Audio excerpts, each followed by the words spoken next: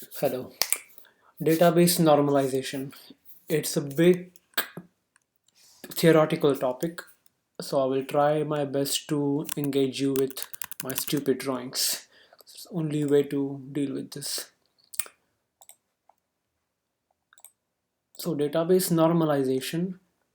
The word normalization itself doesn't tell you much because it is absolutely not normal.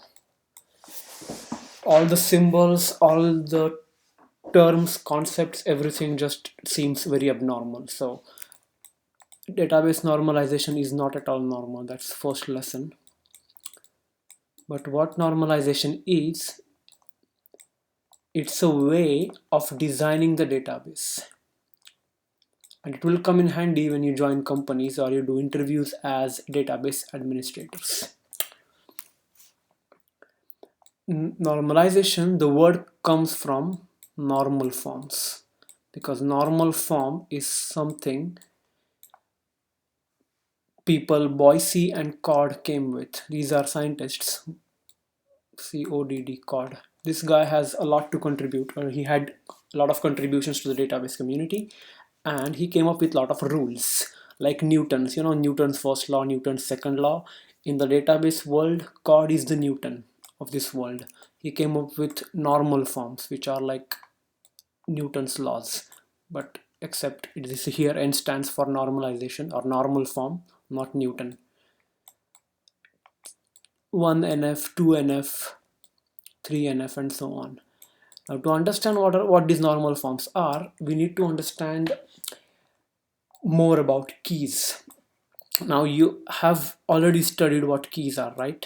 I mean, I made a stupid drawing of a key at some point, which identifies columns, and you know about primary keys, right? But now primary key is something that's very specific to MySQL. But if you look into database theory, there are three types of keys. Now I'm talking about database theory, so I cannot make a demonstration in MySQL because the concept of a super key, then a concept of a candidate key, and a concept of primary key, they exist for all bases, and databases choose what to implement and what not to implement. And primary key is something that most databases implement, but candidate key and super key is something that is more optional. Primary key is most databases have to implement because we want to have a column that uniquely identifies the row. You know what is a primary key, right? It is the column that uniquely identifies the row. Now we will understand what is a super key and what is a candidate key, because this is important when we talk about the normal forms. So let's understand a super key and candidate key. I am going to have the same example that we have been using forever, like employees. And I'm not going to write these columns now. Employee name, then gender, then what else should we have in employee? We can have department, right? Department ID. We can have age of the employee, and we can have city of the employee. I'm not having employee ID on purpose now. We can add it later on. Now in this particular table, if I want to have a row uniquely identified by some columns, then I can use a combination of column number 1 and 3 and 4 and 5. So let's say there is an employee called Ali, which is very likely. Department development, age 31, and city Sharjah.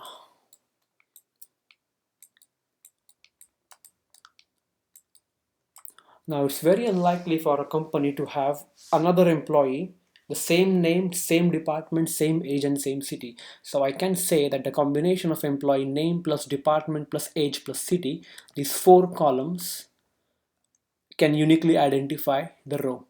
Because there could be another Ali, but his age could be maybe 26, who's in the development department, and he may have come from Damascus, right? It's very unlikely that all these four columns will be same. Of course, I'm not using gender in this particular combination of columns, because if I choose 1 plus 2 employee name and gender as my key columns, then it's not correct, because there could be two Ali and both of them will be males, because Ali is a common name for males and not females.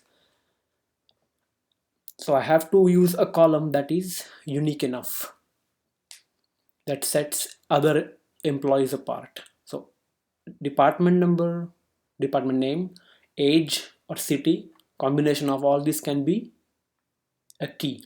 Now such a set of columns is called a super key. So super key is always a set, and you know a set is multiple items, not a single item. It can contain one item, but a set can contain multiple items. Now here our set is a set of columns. Now my set could contain the column number 1, column number 3, column number 4 and 5, which is employee's name, department, age and city, which will uniquely identify the row. So that's the super key. So super key is a set of columns, in my case 1, 3, 4 and 5, which uniquely identifies rows in the table of employee. Now let's say if I also add employee ID or employee account number or employee number, whatever it is. Okay, if I also add that, then what? 6103. Now candidate key is such a set from the super key. It will take the minimum columns that are required to identify the row uniquely. Out of all these columns, I'm using employee name and department and age and city, but if we look at the table carefully, only name and city are enough, or only name and age are enough. Get it? So my candidate key could be 1 plus 4 is my one candidate key, and my other candidate key is 1 plus 5. Right?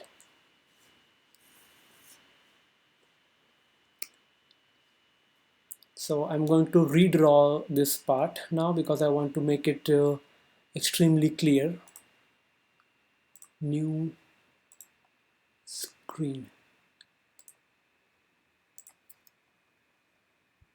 So employee name and employees department, then employees age and employees city. This is my super key, because all these columns definitely identify a row uniquely. So super key is this set of these columns. Now the candidate key is also a set, but it is the minimum number of columns from the super key that is required to identify the rows uniquely. So even though, let me remove this injection now. So even though employee number plus department, age and city uniquely identify the row in employee, only 1 plus 3 or 1 plus 4 can be my candidate key. So my candidate key can be employee number plus age, or employee name plus city. I'm sorry, employee name plus age and employee name plus city.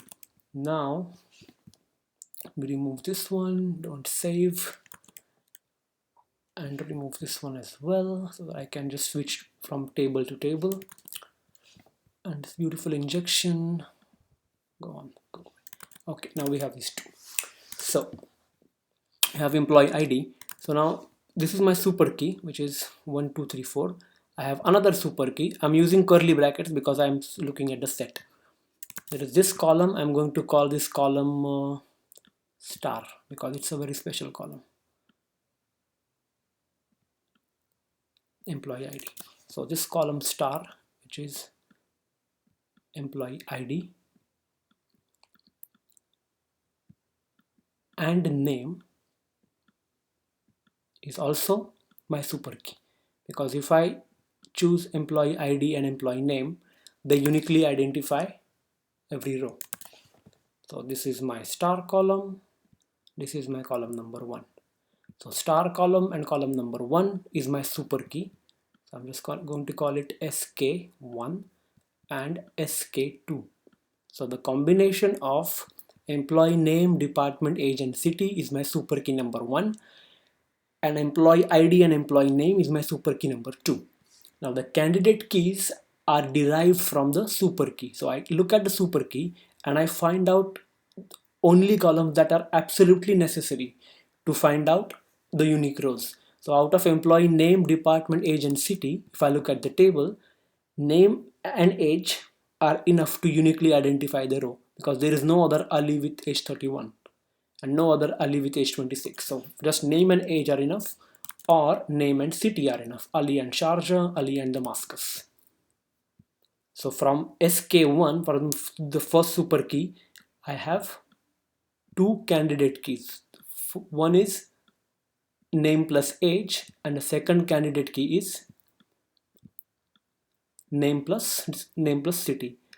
I have a third candidate key from super key 2, which is just employee ID, because just employee ID is enough to identify the row, because there is no other employee with employee ID 101, there is no other employee with the employee ID 103. Now out of these candidate key, a database administrator chooses one primary key. Primary key, if you remember from the discussion, is exactly one. You cannot have multiple primary keys on the table. So out of this, I may choose star as my primary key, which is employee ID, which is usually the case, what people do. But this goes behind the scene, and this is usually done by database administrators, that what are the super keys, what are the candidate keys, and then from the candidate keys, database administrators choose one primary key. Now what is a super key? Super key is a set of columns that uniquely identify the row, and candidate key is the minimum of the super keys. In my spelling, it looks really like Arabic letters like this. I don't know, like a mirror image. Never mind. But the candidate key is the minimum of the super key. Now let's take a look at normal forms. Now we will understand what are normal forms. So first we will cover 1NF, which is first normal form.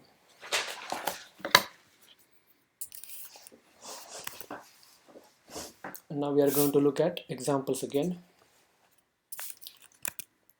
Try to use the examples in our database so that show tables and describe employees.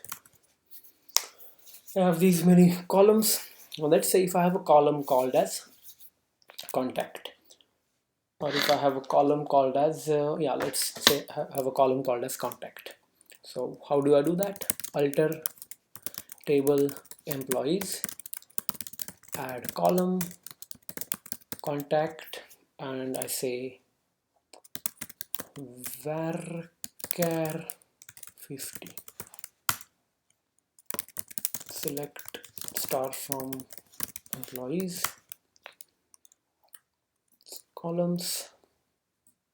This looks a bit odd because of my size now, so let me reduce the size so that we can see all the table in one go. Okay, this looks much pretty. Contact is null. Let's update contact of people now. Update employees set contact equal to something at foo.nl where employee no equal to 101. Well, why woo? Dima is in happier future, so I will say hyf.nl, and I'm going to update contact equal to some phone number now. This is not my phone number, by the way, don't try to call. This is some fake phone number of Jalal now.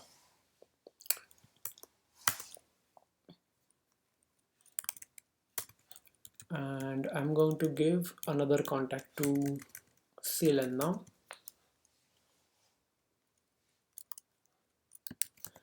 I will call her C1 because a LAN is a local area network and WAN is a wide area network, and she's going to learn a lot, so I will call her WAN instead of LAN. hyf.nl, comma. Again, this is not phone number of Ceylon, don't try to call her. 104. There we go. So let's start from employees. And now this looks a bit odd again because of the numbers here. What I could do actually to make it look beautiful, alter table employees, drop column joining date, because joining date looks really very big. Okay, now it looks pretty. Now this table is not in first normal form, 1NF as it's called here, 1NF. And why not? Because for 1NF there are 4 rules. So these normal forms apply to database tables, and we have to make sure that the tables are following certain rules, and if they follow these certain rules, then they are in that normal form. So the normal form is nothing but a set of rules, and they are always cumulative. So if your table is in the 3NF, then it's already in the 1 and 2NF. But never mind, just look at first normal form rules now. So the rule says single valued attribute means each column should have atomic values, not multiple values. And our table does not conform to first normal form because for CLAN, this row has 2 values, email and phone number. So it is not a single value attribute.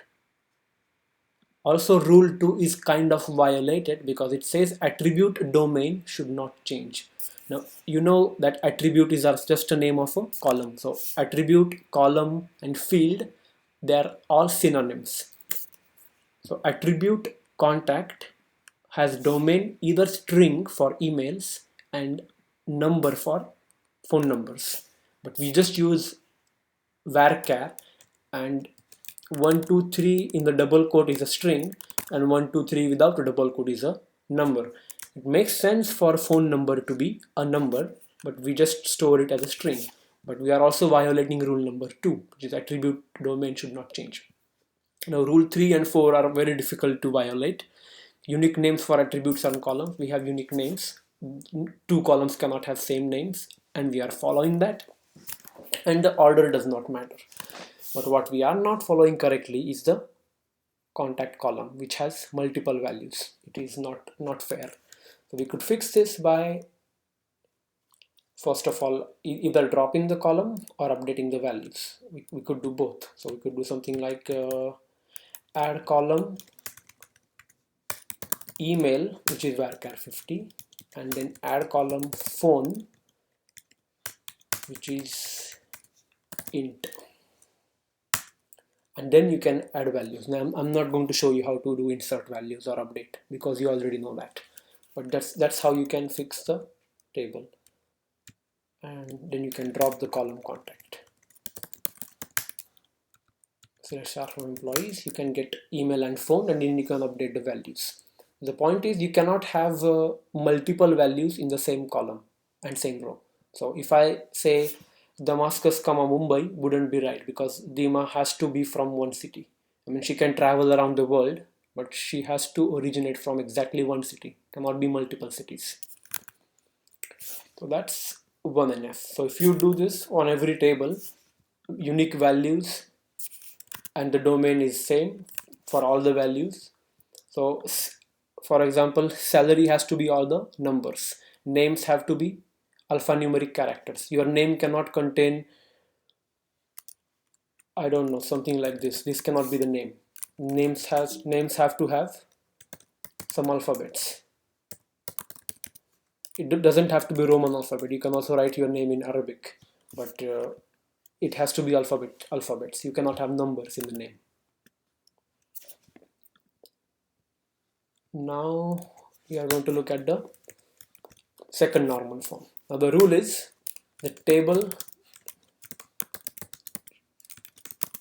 should be in the 1NF plus. That's what I meant by cumulative. So the 2NF form requires the table should already be in the first normal form, and then this rule should be applied. Now we will read the rule first. It says no non-prime attribute should be functionally dependent on any proper subset of a candidate key. Now this sounds really horrible, but I'm going to split it for you and tell you literally word by word what it means. So first thing, let's split this. Non-prime attribute should be functionally dependent on any proper subset of a candidate key. Now out of these, what do we know?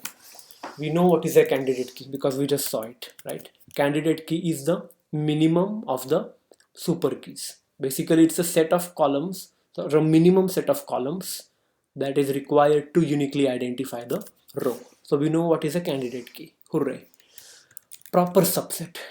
This is from mathematics or your vector algebra. So if A is a set that contains 1, 2, 3, these are the items, these are numbers in the cell, and B contains, let's say, 2, 3, then B is called as a proper subset of A, and that's a set symbol of showing the subset. So B is a proper subset. Now what is a functionally dependent? Now functionally dependent is a really huge topic, but I'm just going to show you the wiki page so that you will be intimidated. That's not the purpose, but I just want to show that this is a very big topic for database theory. See, functional dependency has a huge page for Wikipedia. I'm just going to explain you super duper quickly what functional dependency is. It's usually described by an arrow, something like A, arrow B. Now this A can be a set and B can be a set, and it is a set of columns because we are talking about database tables. Now it's A arrow B means B is functionally dependent on A, is what is meant by it. And when I say A arrow B, it means that A is usually a primary key, or A is a key column and B is not a key column. Or in other words, if you repeat A, you have to repeat B. That's the easiest way to remember functional dependency. So imagine A and B are columns in a table. If you repeat A, you have to repeat B. Let's see the example here. So in this employee table, my functional dependency is star arrow 3, which means if I repeat value in the column star, I have to repeat the value in the column 3.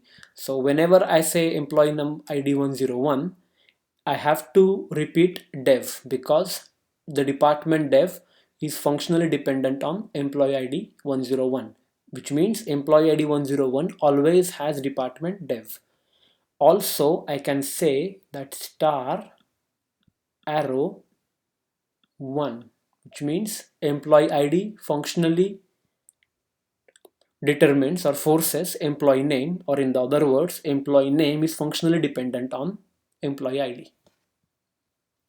Clear? So now we know functionally dependent as well.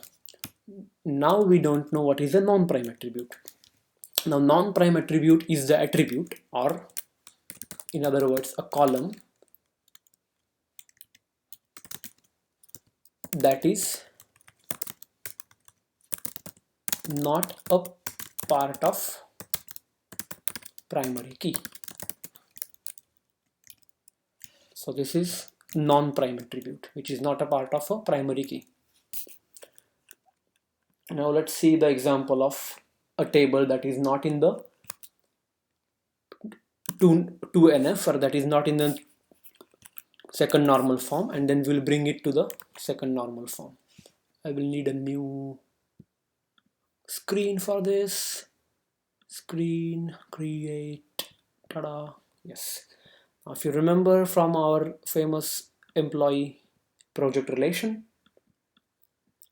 right, we have employee number. This is a relationship table because one employee can have multiple projects, one project can have multiple employees.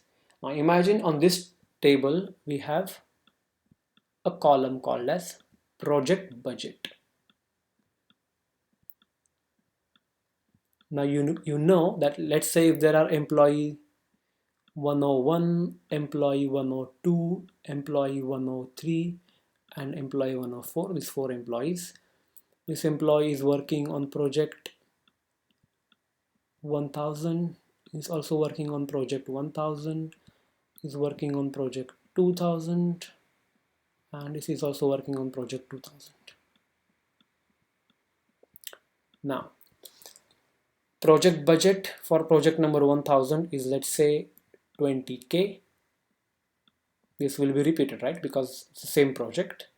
And project budget for 2000, it, let's say, 40k. Now you know that the combination of employee number and project number is the primary key, which is also composite key because it contains 2 columns for this one, this particular, right? And also employee number and project number is the candidate key of this table, because this is the minimum number of columns required to uniquely identify the row in this table. So employee number plus project number is a candidate key and a primary key of this table. Now there is a project budget, which is a non-prime attribute. It's not prime attribute, and it depends on project number. It does not depend on employee number. So now we are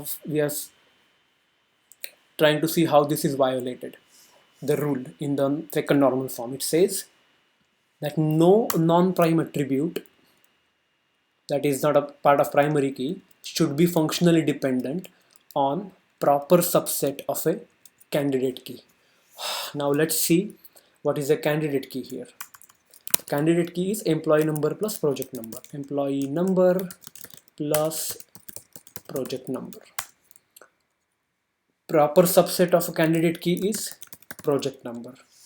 Functional dependency here is project number functionally determines project budget, or project budget is functionally dependent on project number, and the non-prime attribute is project budget.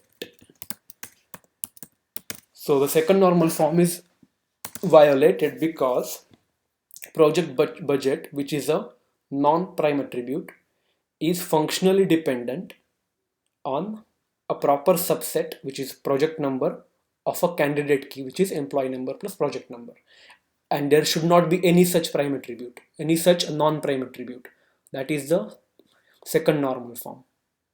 That there should not be any non-prime attribute that is functionally dependent on proper subset of candidate key. But we have a non-prime attribute, which is project budget, which is functionally dependent on project number, which is a proper subset of the candidate key, employee number plus project number. simple terms for normal for second normal form, it says no partial dependency, like no field.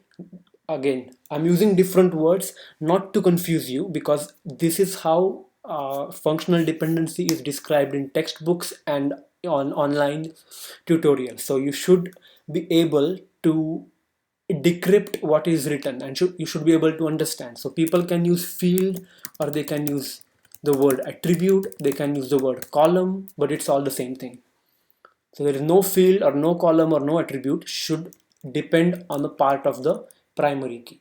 Now again, some people can write here candidate key because they don't come from MySQL background, but you know the difference between candidate key and primary key now, because I just explained it to you. Primary key is just the choice of database administrator about candidate keys. A table can have multiple candidate keys, and database administrator just chooses one of them to be the primary key. Clear? So that was the second normal form. So how to remove it, because I just showed you that this table is violating the second normal form, because there is a project budget that is dependent on only the part of the primary key or part of the candidate key. The solution is to remove this column from this table and add it in the project column. So we can have project number, project name,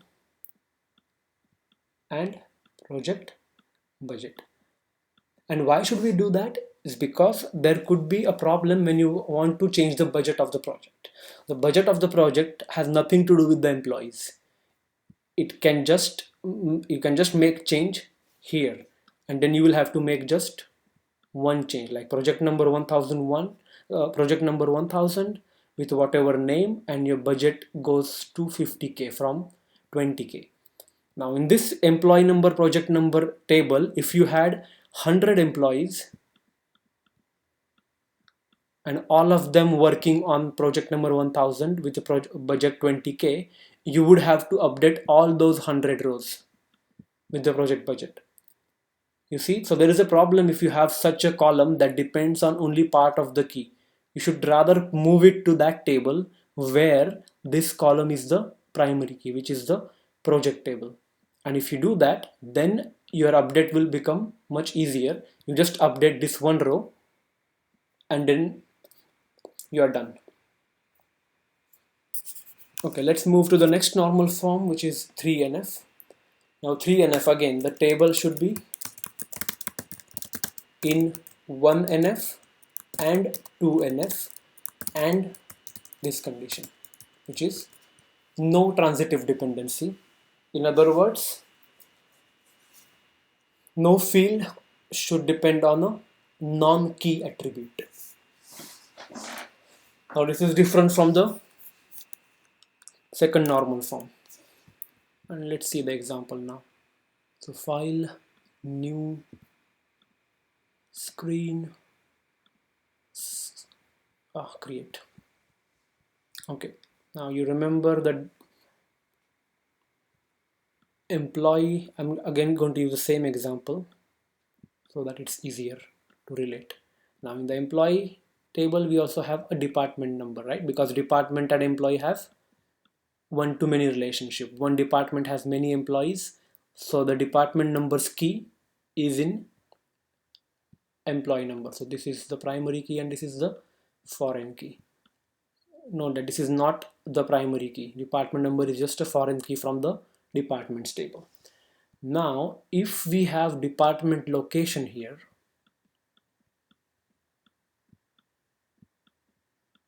or department city, then this table is not in the third normal form because there is a transitive dependency, and the transitive dependency is this. Now you know about functional dependencies, so you know that employee number, which is column number 1, there is a functional dependency 1 arrow 2, because the department number is functionally dependent on employee number. Similarly, department location is also dependent on department number. So the department location is such a field or such an attribute that depends on a non-key attribute. Now department number is not a primary key attribute, it's just a foreign key. So we are violating the third normal form. It's a non-key attribute. And how to solve this? You just move the department in the department location in the department table. Have department number, department name, and so on. So you don't want to have a column in the table that depends on another column which is not a primary key. And that's how you solve the third normal form. Now there is something called as 3.5 NF, or in other words it's called Boise-Codd normal form, BCNF. For that the rule is again table should be in 1NF, 2NF, 3NF, and this. For any dependency A arrow B, A should be a super key. Now you already know what is a super key and you know what is a dependency.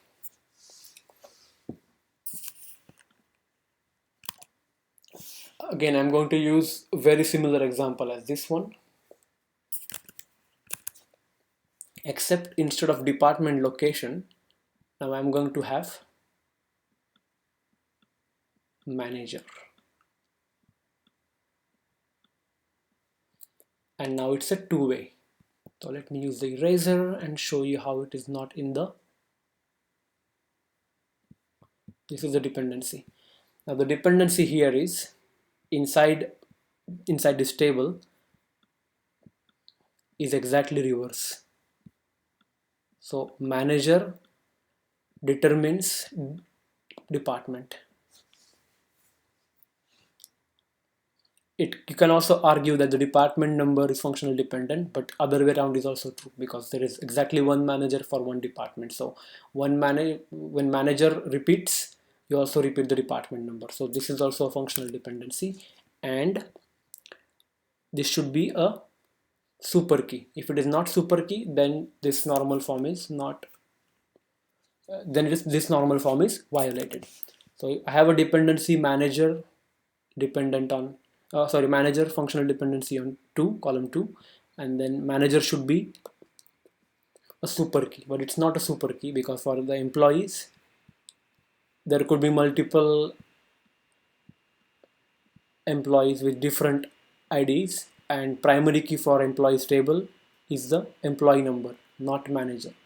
And if you repeat the manager, there could be multiple rows with the same manager. So the manager column cannot be the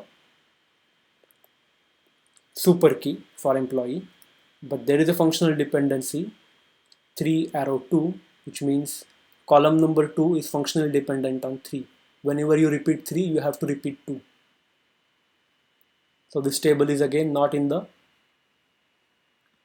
Boise-Codd normal form, BCNF, which is also 3.5 NF. So what do you do in this case? You also remove this column from employees table and make another table where you just maintain the relation between departments and their managers. You can just store department ID and manager and call it management. That's how you solve Boise-Codd normal form.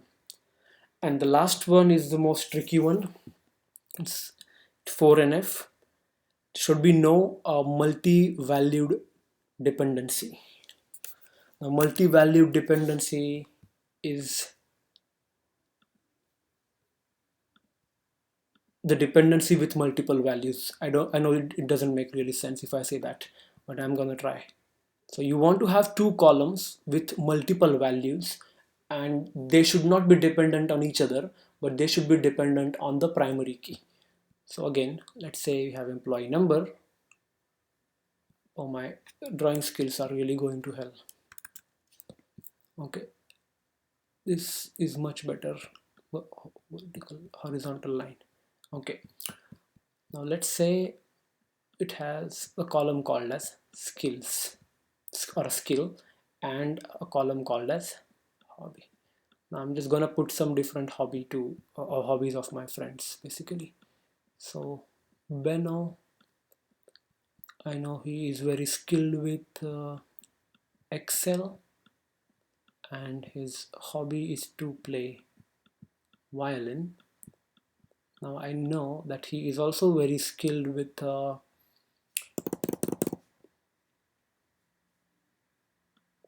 Python, that's his skill, and I know his hobby is doing woodwork.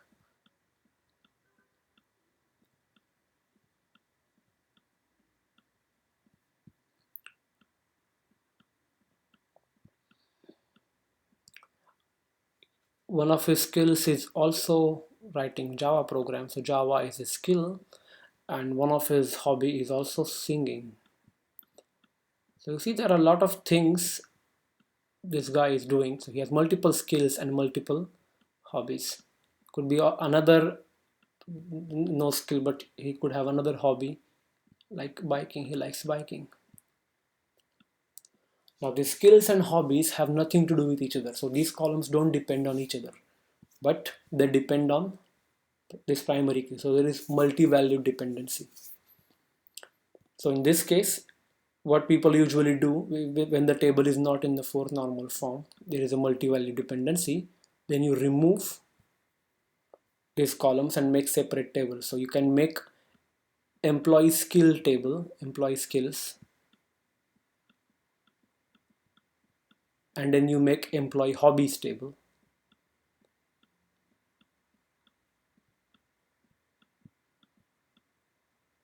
Because the way I wrote these rows are not exactly correct, because what you would have to write, I think 3 multiplied by 4, 12 rows. So you should write Benno Excel violin, Benno Excel woodwork, Benno Excel singing, Benno Excel bike, and Benno Python violin, Benno Python woodwork, Benno Python singing, Benno Python bike, and so on. So you would have to repeat this a lot of times to capture all the roles. Do you get it?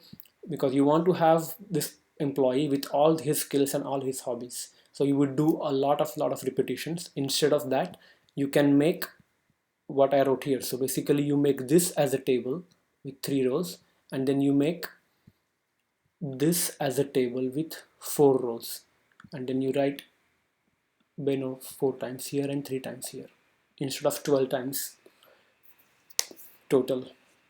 Get it? So that is fourth normal form. Of course, the functional dependency is something you can read this wiki page. It's on Wikipedia, so I'm not going to tell you how to do that. So you already know this one. Again, this is a very good resource for you to study if you want to study.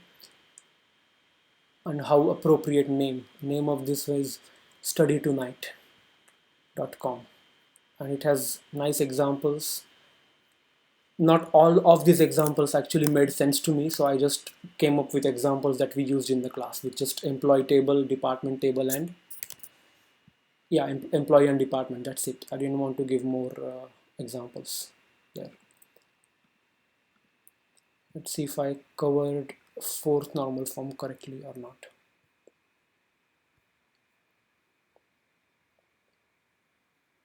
Yeah, multi-value dependency. So instead of course, I took the skills here, and instead of student, I took employee, because you are already aware of the employee table. So if you have multiple value dependency like this, you make different tables. And that is all I had to say about normalization. You will use this when doing database design, when you have a new project. So when you do when you find out about employees, sorry, not employees, when you find out about entities and relations and cardinality, one to many, many to one, then you should also be thinking about these rules: 1NF, 2NF, and 3NF, and if possible 3.5 and 4NF. So if your tables are following the rules in these normal forms, it will be easier for you to do insertion and deletion and updation. Like you saw the example with project budget and project number. You can update at just one table, and then everywhere else you don't have to update. If you have a lot of redundancy like this, you have 100 employees and working on the same project, and this project has the same budget because it's the same project number, then you will have to make multiple updates. So by removing this project budget from this column, you are also making this data less redundant. That's usually the purpose of normalization as well. When you normalize tables, you are basically trying to reduce the redundancy in tables. So you're not having much redundancy. And that's how you do normalization, and that's why you do normalization. You don't want to repeat the data at multiple places, and you want to do as less updates and deletes as possible when you're changing data. So that's about database normalization. I hope you enjoyed the class.